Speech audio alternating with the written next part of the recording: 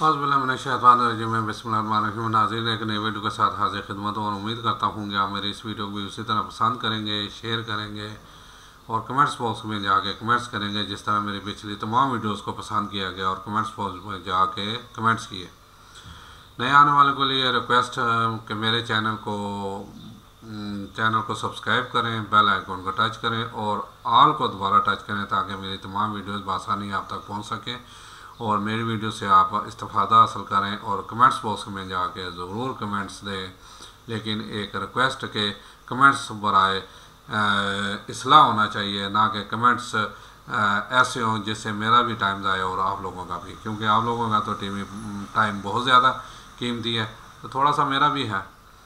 नाज़रीन, पिछले दिनों मैंने एक ख़बर पढ़ी, पैमरा वर्सेस ARY अदालत में गया और हमारे चीफ जस्टिस अताउल्लाह बिन दयाल साहब ने जो रिमार्क्स दिए उन पे वो मैं आज हाजिर खिदमत हूँ इंतहाई माज़े के साथ। इस इंतहाई ये हाथ बांध के एक गरीब शहरी, पाकिस्तानी शहरी, और पाकिस्तान क्योंकि एक इस्लामी मुल्क है और इस्लामी रवादारी का पास करना जितना ही मेरा फ़र्ज़ है उतना ही मेरे चीफ जस्टिस का, उतना ही मेरे चीफ ऑफ आर्मी स्टाफ का, उतना ही वज़ीर आज़म, सदर और जितने भी हैं सब का है। और यहाँ हमारे मुल्क में कम अज़ कम कोशिश ये करनी चाहिए कि इस्लामी रवायात को बाकी रखना चाहिए, ना कि बग़ैरती और यानी और फहाशी को आम किया जाए।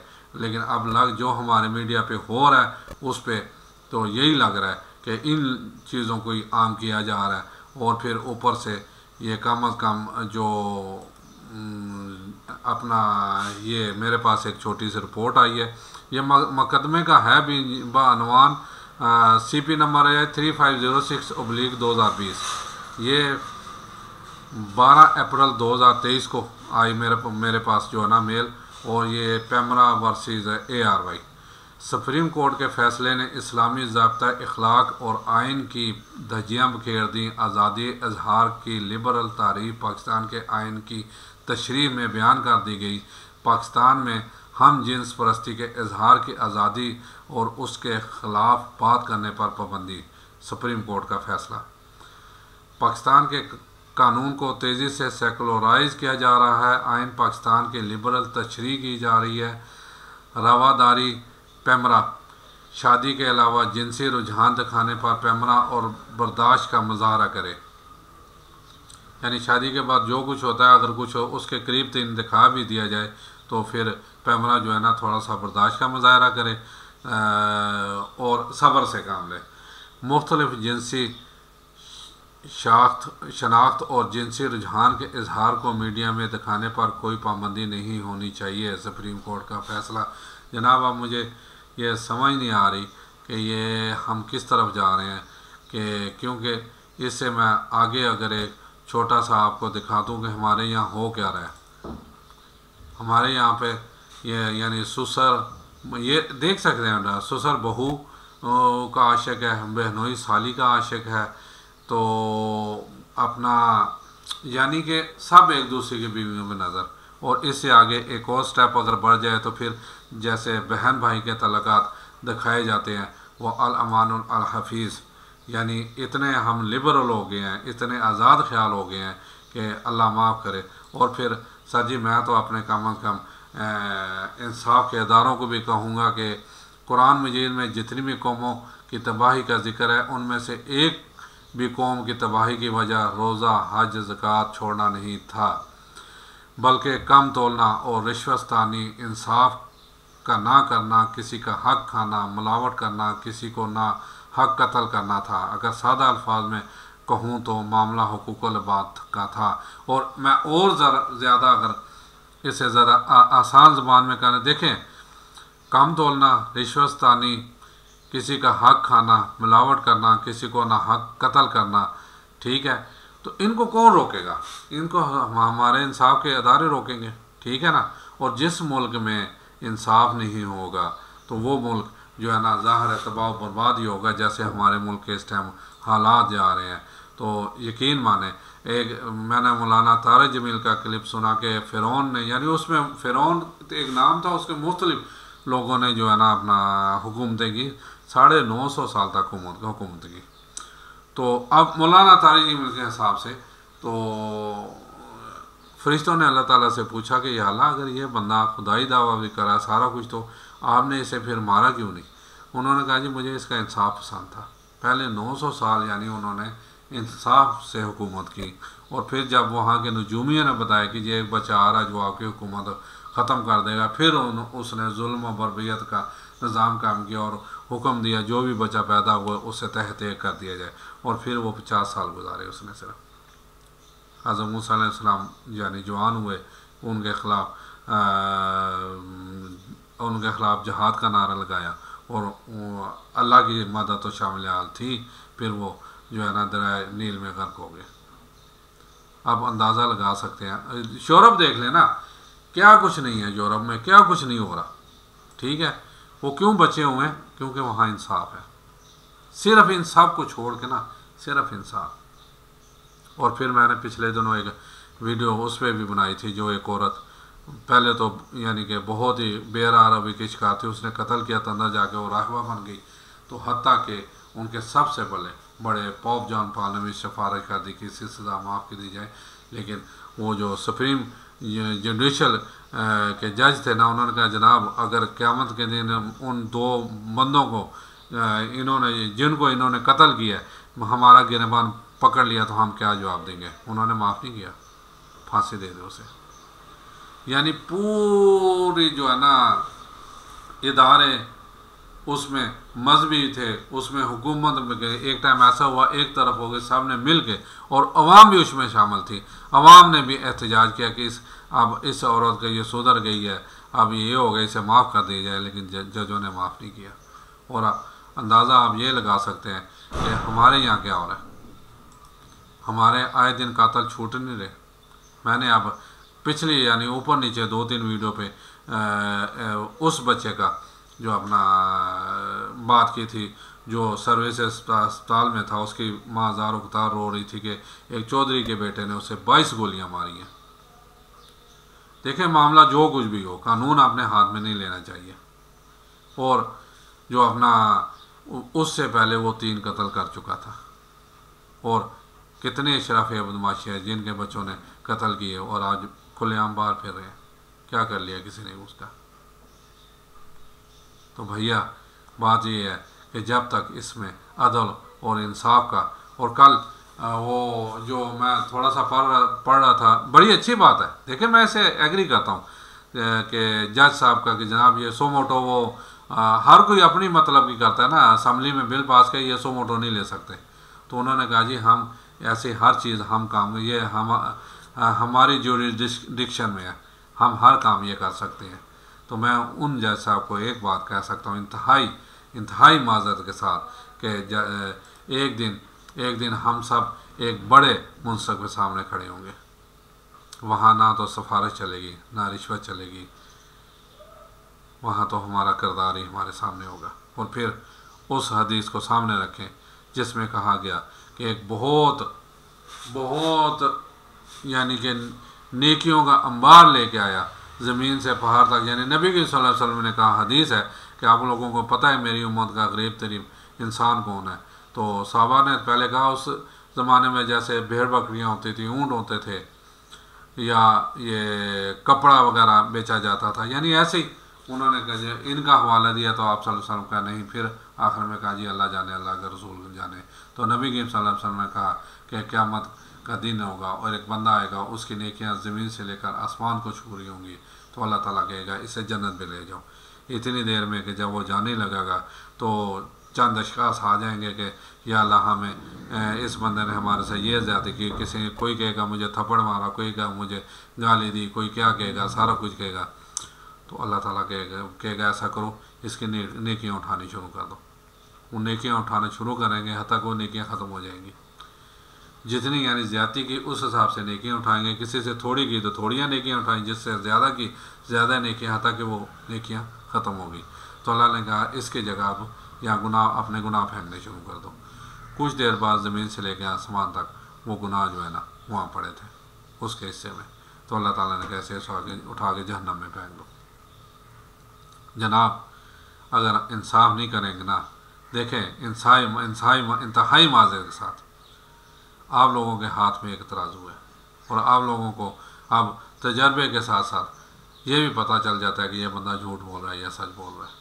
मैं तो कहता हूँ यकीन माने, किससे ज़रूरी नहीं है कि अब कोई आके गवाही दे, ज़रूरी नहीं है कि अब वकील जो तगड़ा हो वही उसके देखें। हमेशा चोर के साथ तगड़े वकील, क्योंकि वो पैसे लगाता है। मैंने आगे कहा था कि एक बंदे ने 1 लाख रुपया हराम का ले लिया, तो उसमें से अगर 50,000 वकील को दे गया तो फिर 50 तो बाकी बचे ना। यहाँ तो करोड़ों अरबों का मामला है। उनके पास तो एक पूरा पैनल है वकीलों का, और अच्छे वकीलों का, और मारा गरीब आदमी जाता है।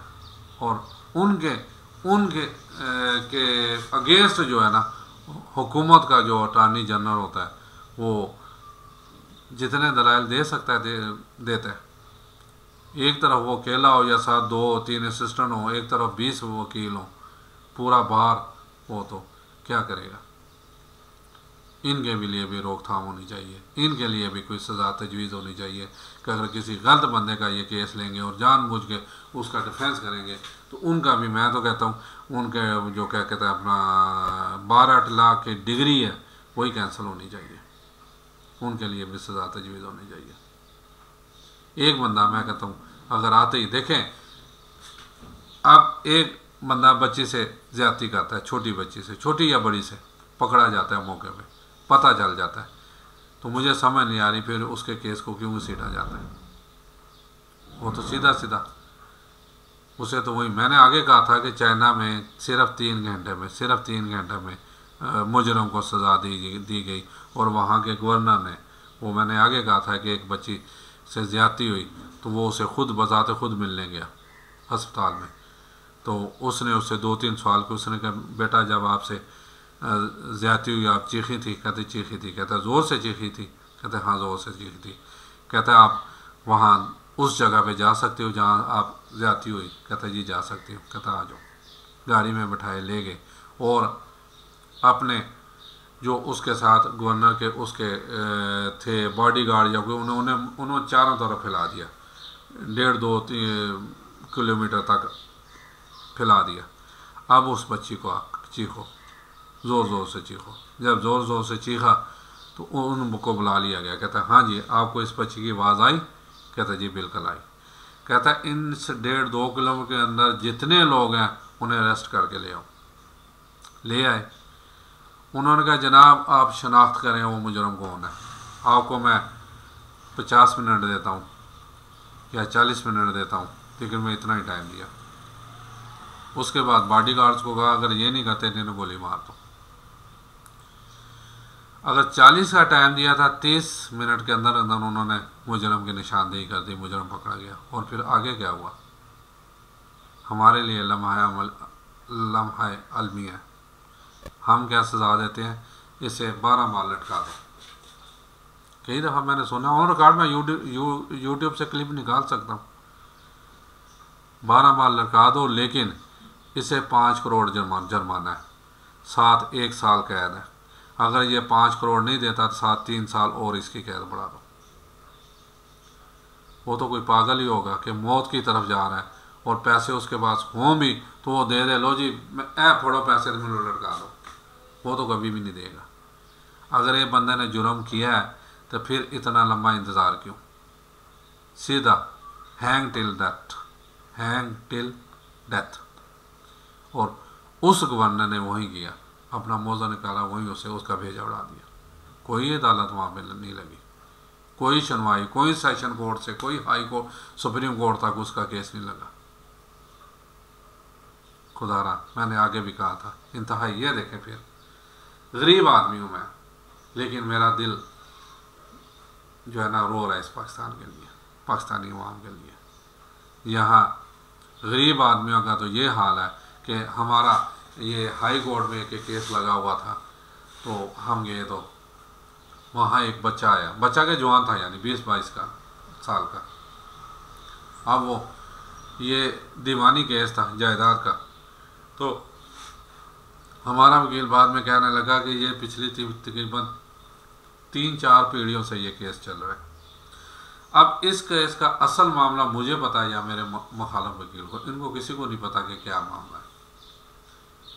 और फिर हमारे एक दोस्त हैं जो पाकिस्तान बना तो ये कसूर में उन्हें बहुत ज़री ज़मीन अलाट हुई, वहाँ पे एक MNA ने कब्ज़ा कर दिया, वहाँ के बदमाश भी मिले। अभी तक कुछ 3 दफ़ा के 4 दफ़ा सुप्रीम कोर्ट से उनके हक में फ़ैसला हो चुका, अभी भी उनके पास डाके वो अब दोस्त अमेरिका में बैठा है, अमेरिका चला गया।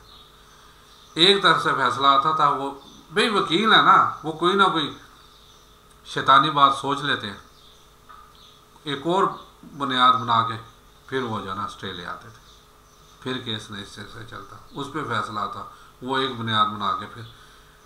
अब मुझे नहीं पता, मैं ऐसे कहूँ यानी तकरीबन 15 साल पहले मेरा उससे रब्ता ख़त्म हुआ, 15 साल पहले तक वो अभी तक उन्हें ज़मीन पे कब्ज़ा नहीं मिला था। ये हैं पाकिस्तान के हालात, ये हैं हमारे हालात। अब क्या कह सकते हैं, खुदारा हमारे ड्रामों का जो हाल है, बात वही है, या तो फिर सीधा सीधा यूरोप वाला माहौल अपना लो, और यकीन माने अंदर से हम यूरोप से ज़्यादा गंदे हैं। 55 साल मेरी उम्र है, सब कुछ देख रहा हूँ। यूरोप तो खुले आम कर रहा है ना।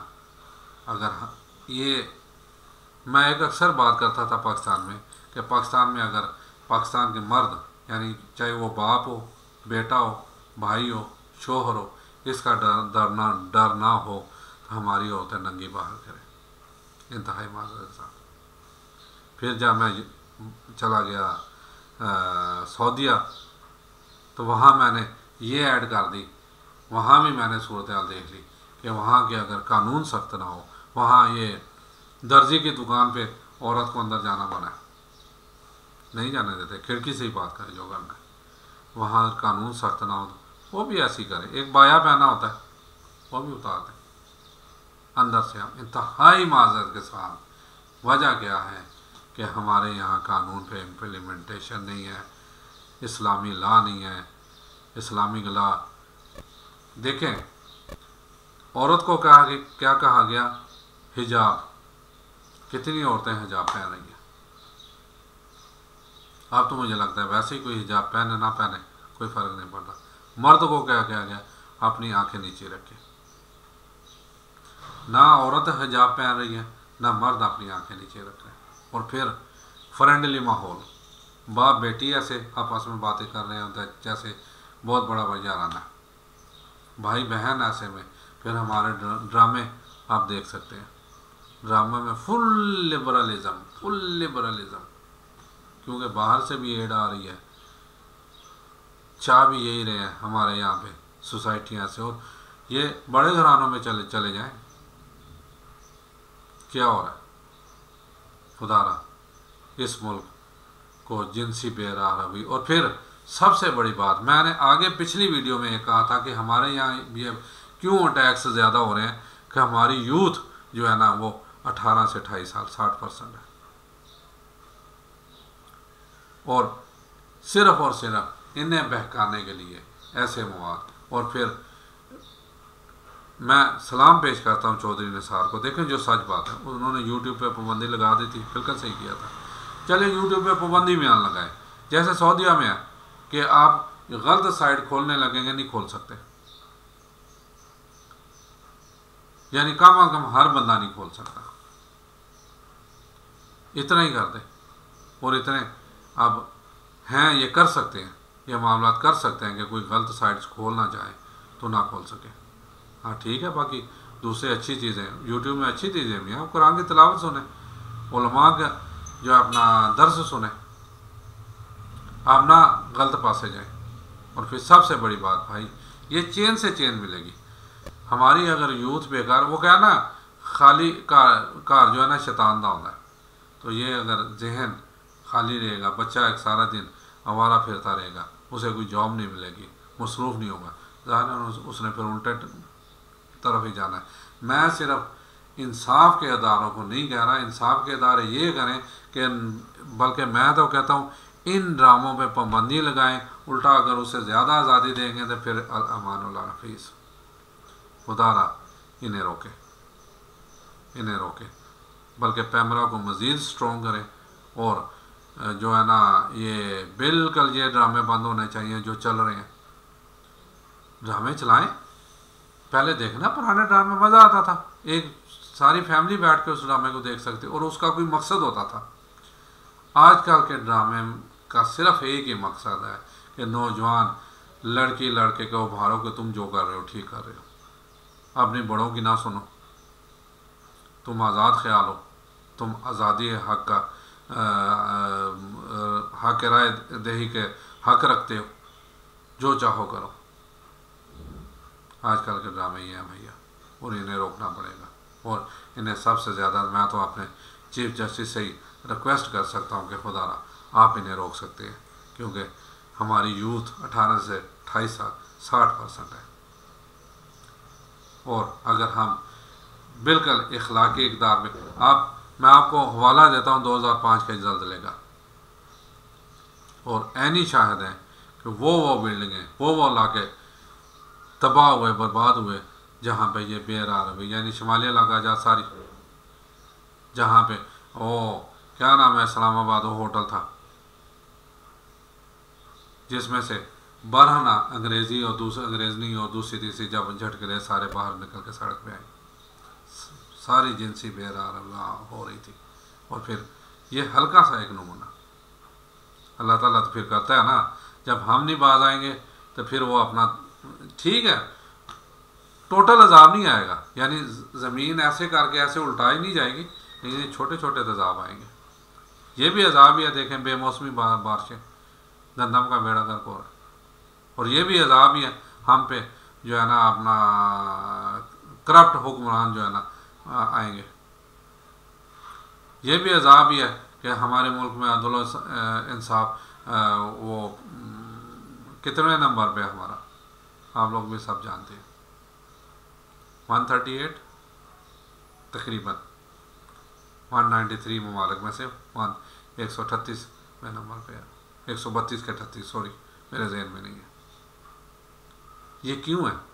क्योंकि हमारे यहाँ बेरार रवी बहुत ज़्यादा हो गई, और इंसाफ मैंने आगे कहा था कि जिस मुल्क में इंसाफ नहीं है वो मुल्क जो है ना हर किस्म का वहाँ फिर जो है ना, इसलिए खुदारा रिफॉर्म्स करें, हर अदारे में रिफॉर्म्स करें,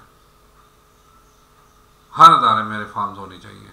और ये अब ये कम टेन्योर कम करें इंसाफ का, जी 50-50 साल जो केस लगता है ये ज़्यादती है, कम करके फौरी इंसाफ का कोशिश करें, और कम अज़ कम उन केसों को बीच में से निकाल दिया जाए जो तो फौरी उनका फैसला हो सकता है। जैसे मैंने आगे कहा कि मौके पे पकड़ा गया, पता है कि इस बंदे ने रेप किया, इस बंदे ने कत्ल किया, उसे तो फ़ौरन लटका दो, ज़रूरत ही नहीं है उसके लिए अदालत लगाने की, अदालत फ़ौरन उस पर फैसला दे दे।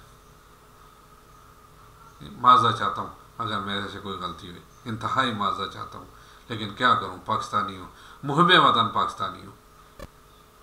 मेरे पास बहुत दफ़ा ऐसे टाइम आए मैं यहाँ से इस मुल्क से भाग सकता था, या अभी भी चाहता मैं रह लेता बाहर। सऊदीया से मुझे किसी ने निकाला नहीं, सारी ज़िंदगी रह सकता था वहाँ पे, लेकिन मेरी फैमिली तो इधर है, और फिर वैसे भी इस मुल्क से मुझे प्यार है। क्या करूँ, सारी अपनी जायदाद बेच के बाद हुई, कम से कम कनाडा या किसी और मुल्क में तो मैं शिफ्ट हो सकता हूँ। यहाँ से जाऊँगा नहीं इंशाअल्लाह। हूँ पाकिस्तानी हूँ, पाकिस्तान से प्यार करता हूँ, पाकिस्तानी लोगों से प्यार करता हूँ, इसलिए एक दर्द दिल लिए बैठा होता हूँ, ये रोज़ अपना वीडियो बना रहा होता हूँ कि अल्लाह करे मेरी आवाज़ कोई सुन ले, मैं उसे ऐसे सलूट करूँगा, ऐसे सलूट करूँगा, दोनों हाथों से। इजाज़त चाहता हूँ। अस्सलाम वालेकुम व रहमतुल्लाहि व बरकातुहू।